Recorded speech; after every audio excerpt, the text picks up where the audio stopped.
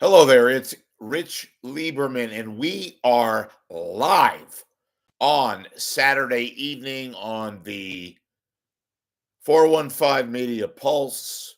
I had some errands to run on Saturday, and therefore we're a little late than usual here on the 415 Media Pulse, but I'm here nonetheless, and hope you're having a great weekend. And I wanted to talk this evening about two people. I don't watch, frankly, much TV news these days, especially on the weekend. I try to watch as much as I can so I could be fair and I could be genuine in my critique of various people. And I put that off, but I've tried to become more, so we say, germane as for my critiques. And so I want to talk about two various people. First, Dion Lim on KGO TV, ABC7. And I have some positive things to say there.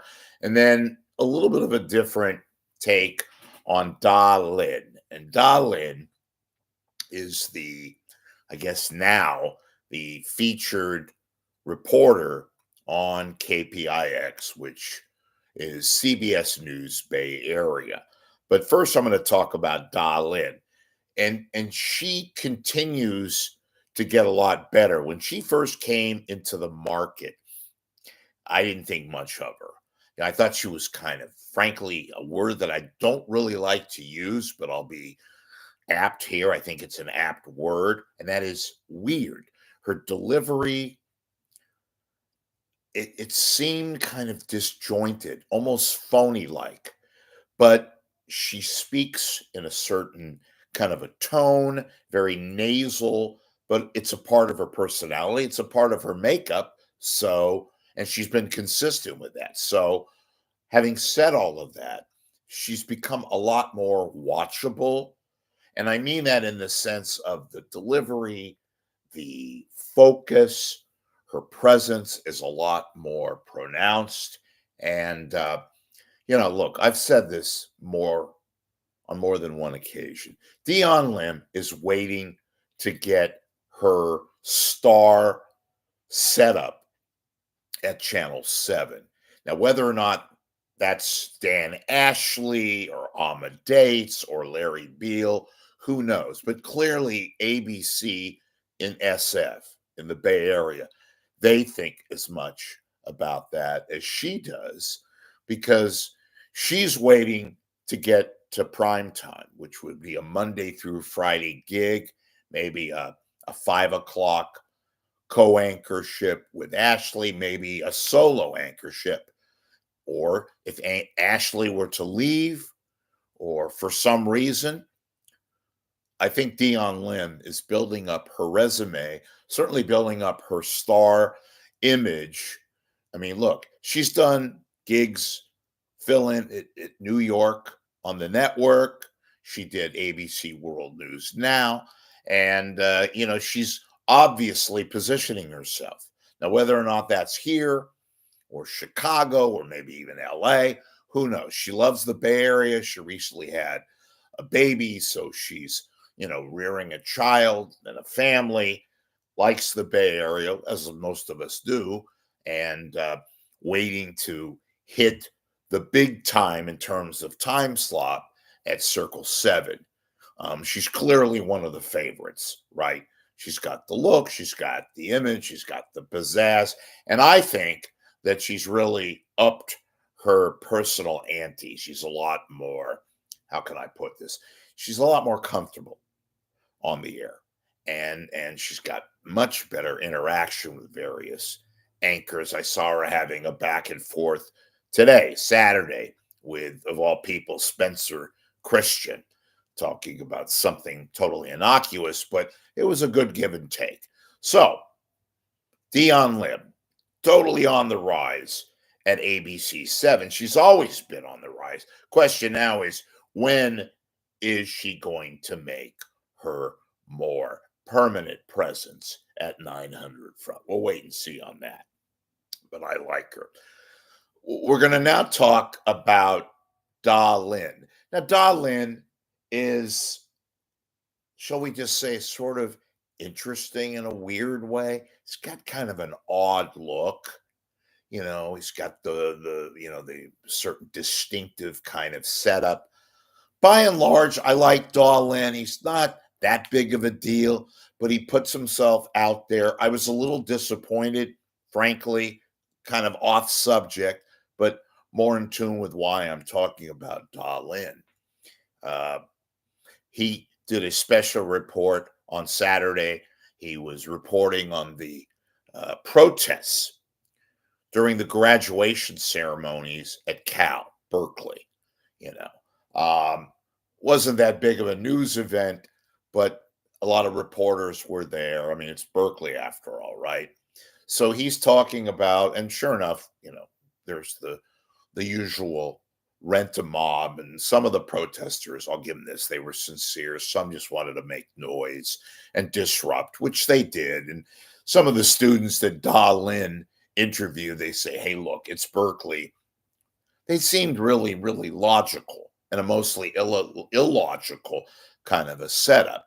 I thought Lin could have done a better job maybe interviewing these people, some of these students. He did get quite a bit. I'll give him this. A lot of the opposition crowd who were angry peacefully about the disruptions taking place at the graduation. They had the big ceremony inside the stadium there. So you had about 65,000 people, and the usual Berkeley-ness took its place. Dahlin, so he tried to get a cross, kind of a cross image of protesters, which, by the way, I don't know what the hell they're protesting about. One of the students said basically the same, like, what are they protesting? Another subject, another matter, another broadcast. So Dahlin tried to get an even take. He interviewed various people. It was a good report, not a great report. I wish he would have been more kind of specific, maybe a little bit more challenging, interviewing some of these folks who like to scream and yell and put up, signs. But some of these folks, they basically said they didn't know what they were protesting about. I wish Dahlin would have asked about that, maybe followed up, dare I say. But okay, it's a tight format. It's Saturday. It's probably not probably, it is the least watched, the least consumed news day of the week is Saturday. Plus, you have the fact that it's a sunny day, the weather's been beautiful. A lot of people are outside. Most people don't even watch television news anymore, but whatever. I digress. So Dahlin, though, positions himself as the featured correspondent at KPIX, does a good job, has occasions where he doesn't kind of look the best or sound the best, kind of an odd sort of an appearance, but he makes up for it and overall does an okay kind of a job. So we'll give him that. Some other things to report here on this Saturday evening. Now, don't forget, come Monday at 9 o'clock in the morning in a courtroom in Alameda County, Frank Somerville will, well, he won't announce, but his attorney and the DA will announce that they've reached a plea deal, a plea agreement. The only thing making that unofficial would be the judge who will preside over the matter. I don't know the judge. I do know that the courtroom schedule is Monday around 9 o'clock. So I already reported that they have a deal in place. Whether or not that is accepted by the judge, which seems to be a formality, but I don't know. We'll see. Come Monday, we should have news around 9:30 Pacific time, and I hope to be here and give you my take and my analysis of what I have already said I believe will be the outcome. And I want to say something also about Frank. And those of you have written some rather, kind of really outrageous comments. I published them. You want to know why? Because Frank Somerville himself told me, even before I had him on my program here, an interview I did back in February, that he was ready and wanting to get those comments, whether it was from me, whether it was from people, and some of them are, they're really below the belt, but he wanted them out there, and I put them out there. I wasn't going to censor unless it was just out and out cruel stuff, but he wanted that. So, and Frank watches this show a lot. He watches my broadcasts. He comes on here. I'm going to give Frank credit. Look, I never, ever have condoned Frank's behavior, but that's a personal crisis he's dealing with. And did he jeopardize lives out there, including his own? You bet he did. I don't condone that. But Frank is dealing with several issues. That doesn't excuse his behavior. But addicts have issues in life. I'll give Frank credit. And I've been very, very critical of Frank. I'll give him credit for telling me and saying, look, nothing is off the table. Let's get it out of the way. And one of the first steps of recovery is exposing all your weaknesses and dealing with the issues that affect your life. He's a public person. He is a TV guy from now standpoint and I'll give him credit for not censoring or at least telling me and others, but mostly me, that he wanted that stuff out there, that he's not trying to hide from anything. So I'll give him that. Look, we've all made mistakes in our life. We've all made mistakes, including me, many a times. So I'm not going to condone what you've all seen. I'm not going to condone his behavior, but addiction is just that. It's an addiction. And he himself is making every attempt. It's an ongoing situation with Somerville to clean his life up. First and foremost, his personal life, the professional life and all that, that's to be determined. So I'm going to give Frank that. So I've published some rather very, very nasty comments. Some I have not. But Frank told me, no, that's fair game. So just for the record, that's the matter. Look, lastly, I don't know what I'm going to do Sunday. It's Mother's Day. It's a tough kind of stretch for me.